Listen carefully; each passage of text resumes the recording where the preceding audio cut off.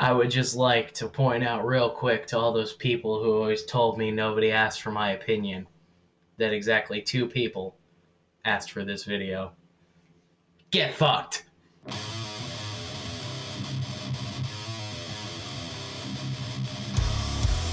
What is up, my dudes? It's your boy Skinny Peters back with another one, and today we doing something a little different. We're gonna do a little endless metal discussion time right here. I want to do more videos like this every once in a while where we pick a topic and we discuss.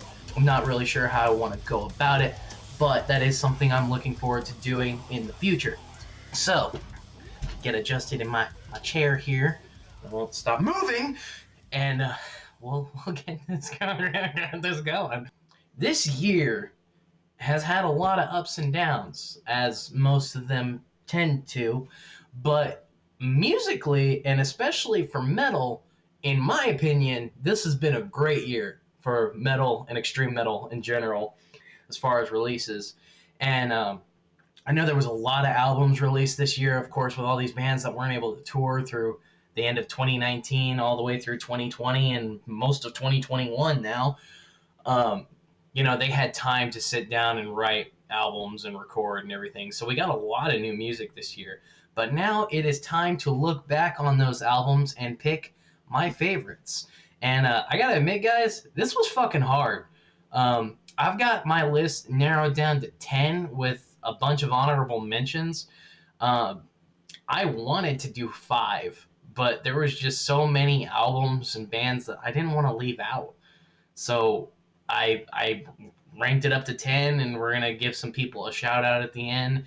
But just know this is personal opinion. I didn't take a poll or anything. This was no voting. This is strictly my own personal opinion, because at the end of the day, my opinion is the one that matters on this channel.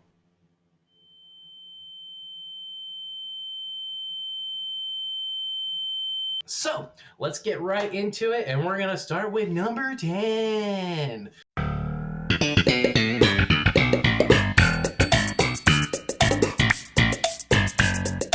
Actually, we're gonna have to cut out the whole number 10 thing because I want this part to go before the countdown starts. It might help if I watch the entire part before doing a whole bunch of little fun editing. Huh. Yeah, it's staying in. Hashtag sorry, Alex. We're gonna talk about each album just a little bit as I mention them, but unless this was gonna end up being a 30 or 40-minute video, I have to keep it short. I have to keep it to a minimum. So I want to talk about these albums more, but nobody's gonna watch a 30-minute video of me talking about 10 albums. So we're gonna shorten that down a little bit, and we're gonna give these guys just a little brief rundown on why I love their music so much. So let's start it off with pick number 10, Osiah, and their album Loss. So if I remember correctly, this is the third album from the dudes in Osiah, and it is hashtag heavy AF. And by the way, the AF stands for apple fritter, because we don't cuss on this channel. Anyway, there's not really a whole lot I want to say about this album other than it's got a lot of really good meaning in the songs. The meaning of the album itself and the words of the band members was about mental health, and you can definitely get that message throughout the songs as you go. There's not a whole lot of tracks that there's not really any tracks on there that I think are just weak or that I end up skipping every single time. So I'm picky, and when I listen to an album a couple times, I normally pick my couple of favorites, and I end up skipping a lot of the other ones, and I don't end up doing that with Loss. So I'd say it's a pretty solid album. So there you go. Number 9, Scion, and their self-titled album. Now, before you all start whining and crying, you can't put Jerry Dunn in this list because he's not actual metal, he's not a real You know, my whole life I've wondered, imagine how good your YouTube channel would be if you were actually funny, you piece of shit. Fuck off. I have watched Jared Dines go from a dude making videos in his house to a dude that still makes videos in his house but also works with one of my favorite vocalists ever. And I mean, I say it all the time on this channel, guys. To not like someone, that's okay. There's plenty of people I don't like in this world. But to deny their talent is fucking stupid. And I can't deny Jared Dines' guitar talent, nor do I want to, and nor do I understand why half you fucking inbreds decided that he's not worthy of praise for his skills. And my hat's on crooked and it's bothering me now. There we go.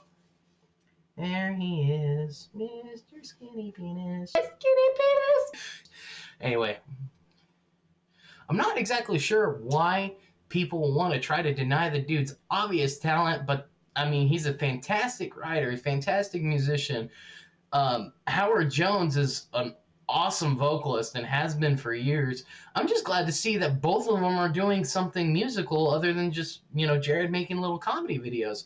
I hadn't kept up with Howard Jones very well, but I don't think he's really done a whole lot other than some features here and there since he left Killswitch. So it was a blast from the past for me because Howard Jones was my favorite Killswitch vocalist, and he was on some of my favorite songs that I listened to when I was getting into heavier stuff, like when I was getting into metalcore and other genres of music that actually use screaming style vocals in them.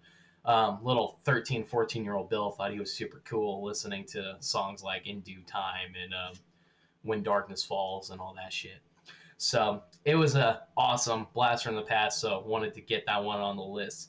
And now we're on number 8. Number 8. Burger King foot lettuce. The last thing you'd want in your Burger King burger is someone's foot fungus. 200 stab wounds, slave to the scalpel. These guys are a more recent find of mine. I had heard of them towards the beginning of the year, but I never really actually looked into them. Gotta say, man, I was sleeping on them, and it wasn't nap time anymore. And it's not September anymore either, so I really had no excuses to be sleeping. But 200 stab wounds kind of gives me an old school death metal feel with a bit of a modern death metal flair. And that's why I'm excited to see where they go in the future, because with how they sound off their first album, you hope anyway, you hope, because it's not always the case, but you hope that everyone would get better as the albums progress. And I know a lot of bands don't. I know a lot of bands really don't. But I would argue that a lot of death metal bands do.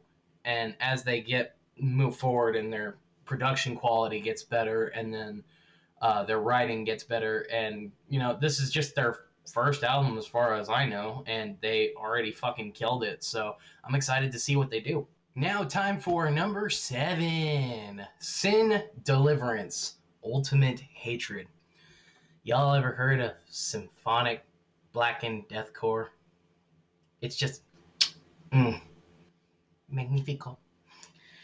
These dudes, I heard them on Slam Worldwide. I'd never heard of them.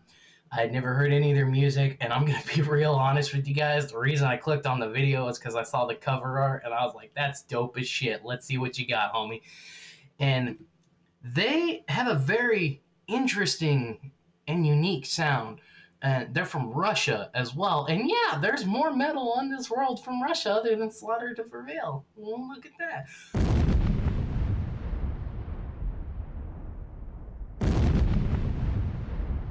The orchestration of the album as a whole is beautiful. The musicianship of the album is beautiful. The vocals are actually very easy to understand and intelligible.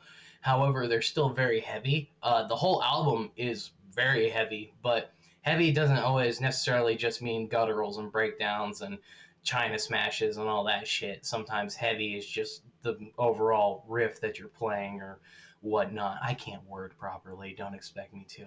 But these guys had the best opening to an album of the entire year. And I mean that out of everyone else, even on the bands that I think wrote, even on the list of bands that I think wrote better albums, Sin Deliverance wrote the best opening to an album out of all of them. And I will die on that hill. If you haven't heard it, you should definitely go check it out. The first song and the second song, they segue into each other perfectly. One doesn't sound right without the other, but it's incredible. It's well worth it. Definitely recommend it. Definitely recommend you check it out. Oh, and one more thing about this, guys. Other than like 3 singles before, this is the first thing they put out. Meaning their first album was stronger than most people's 4th album. And if that doesn't speak to a certain level of professionalism and musicianship, I don't know what the fuck to tell you.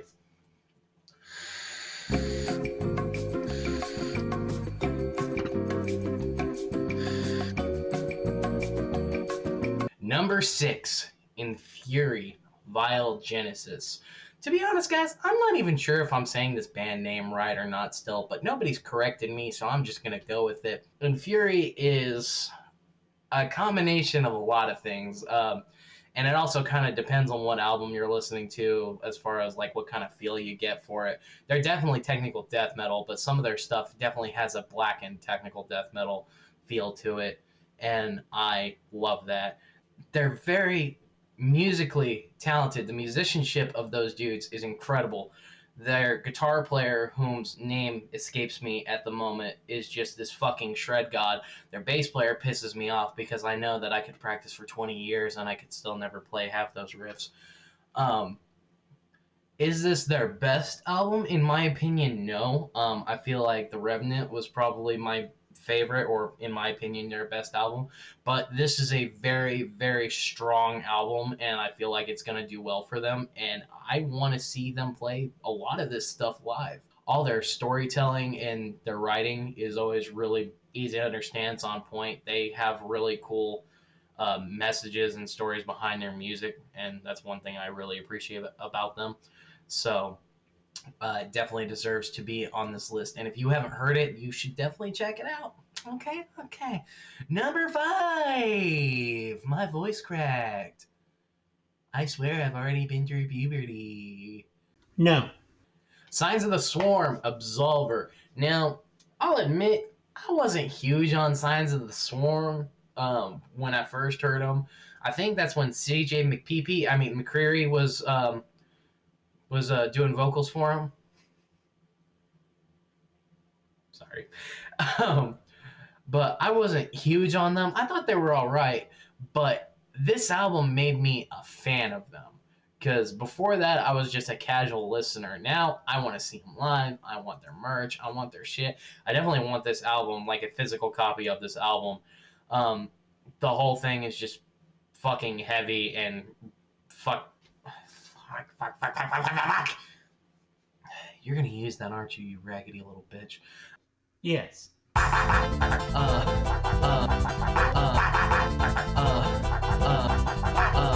The whole album, it's heavy, it's brutal, it's fucking, as far as deathcore goes, it's just fucking beautiful.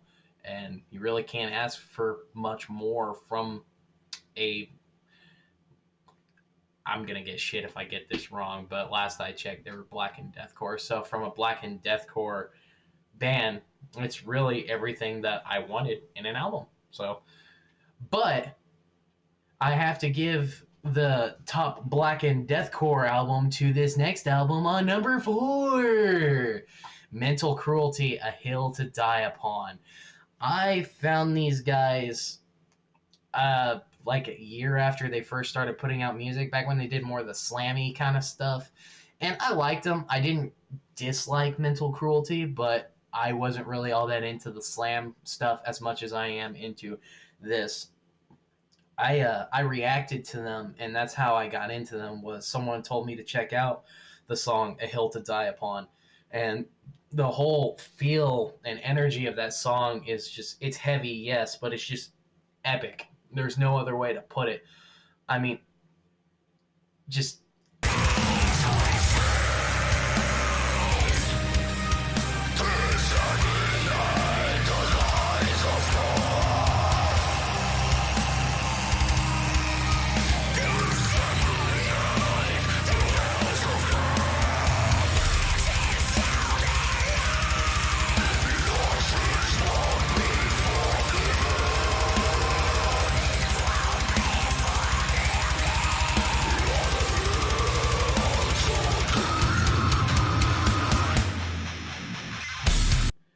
it's one of the it's just one of those albums that I feel like, especially for this year, was a must listen.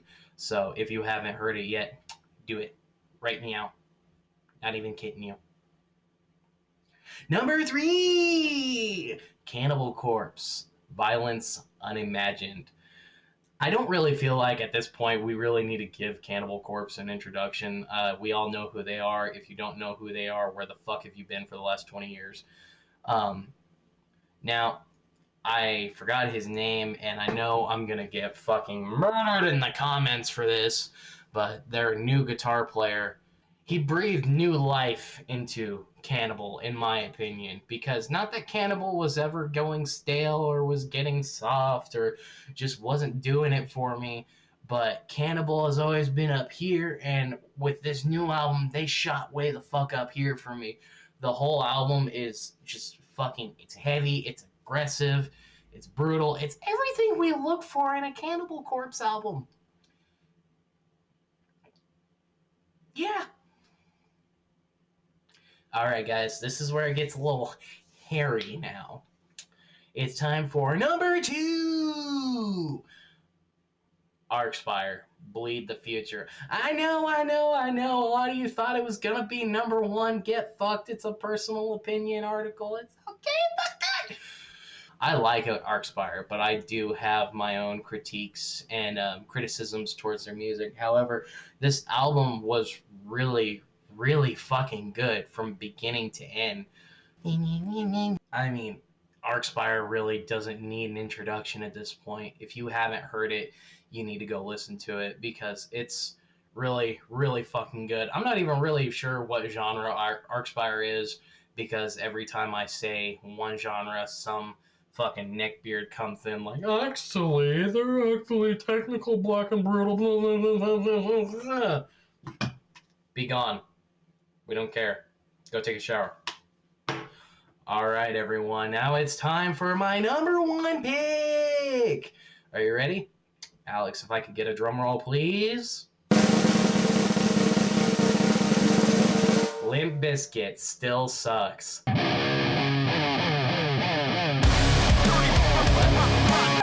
No? You guys don't like that one? Oh. Oopsie poopsie. Nah, I'm just fucking with you. Limp Bizkit didn't win number 1, but I will give them an honorable mention along with all these other albums.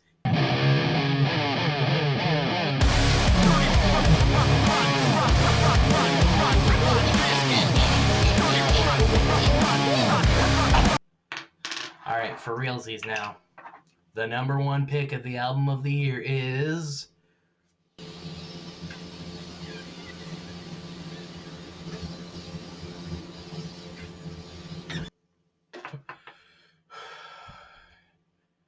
Waking the Cadaver, Authority Through Intimidation. Now, I discussed this a little bit with some dudes on my personal social media accounts, and we've gone back and forth about whether number 1 should have been Archspire or whether or not it should have been Waking the Cadaver. However, I will say, for me, Waking the Cadaver wrote a better album, in my personal opinion. Those guys, they've been at it a long time, and they took a really long break in between releasing this one and their last. I believe their last album came out in 2013. So for me, it makes it all the more impressive that they were able to go on that long of a break from writing anything, from releasing anything, and to be able to come back as strong as they did and put out such a freaking amazing album. And their music videos are just amazing quality, great quality. I know the music videos aren't really what we're judging off of here, but my only complaint about the album is I'm greedy and I wish it was just a little bit longer. I believe it sits at like 26 or 28 minutes. But I mean, as far as like, as a Waking the Cadaver fan and someone who's been listening to them for a while and who missed them a great deal and wanted them to come back and wanted them to put out more music, I couldn't have asked for a better album for them to come back with. I couldn't have asked for a better album overall.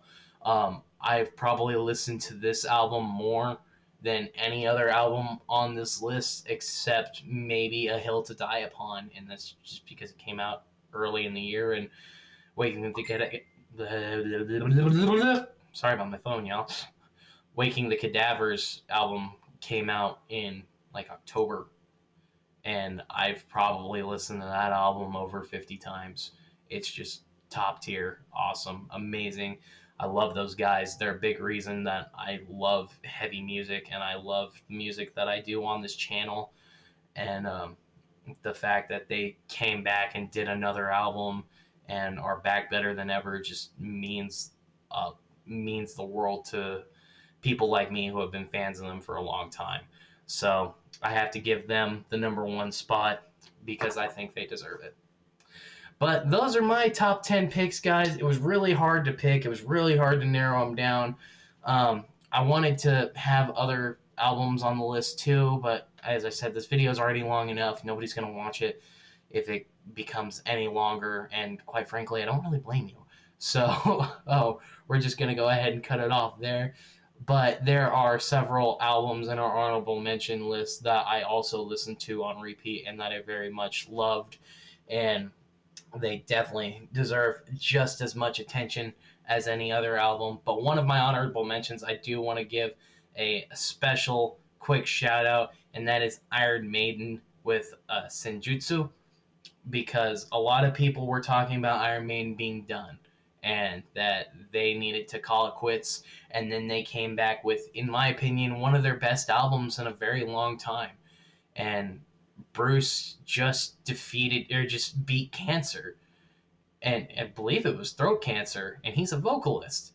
And he came back after that fight and recorded one of the best albums of his career, which just solidifies why Iron Maiden has been and always will be one of my favorite metal bands of all time, and in my opinion, one of the greatest metal bands of all time.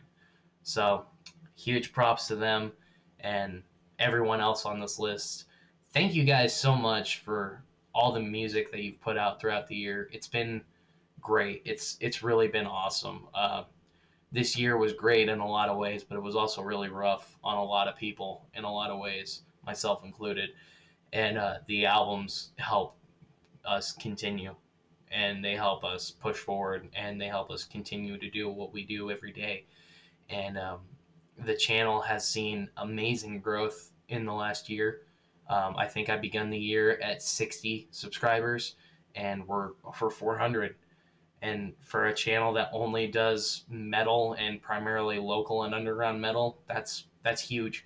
So thank you to every single one of you who watches these videos, and thank you to every member of all of these bands for what you do and what you produce. And I will be here for the next year and the year after that, making stupid stank faces and being scared and horny to every piece of music that you put out afterwards. So that's all for this video. Not really sure how to end these because I haven't done one of these before. So thanks for watching, guys. Go show them some support. Follow them on their social medias. Follow them on Spotify and whatnot. And all the socials. in the arms of